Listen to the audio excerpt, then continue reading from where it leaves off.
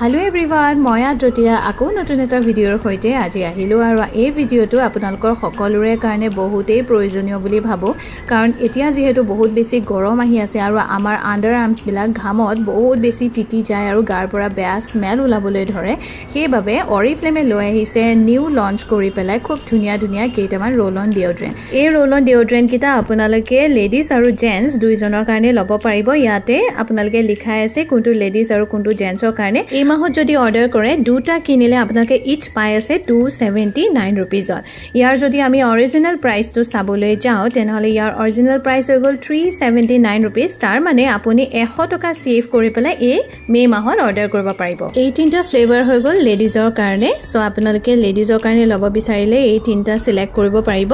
আৰু জেন্টসৰ কাৰণে এই দুটা হয় সো খুব ধুনীয়া ৰোল অন ডিঅড্ৰেন্ট মই ইউজ কৰি খুব বেছি ভাল পাইছো সেইবাবে আপোনালোকৰ লগত শেয়াৰ কৰিলো যদি আপোনালোকক লাগে তেনেহলে মোক ডিএম কৰিব পাৰে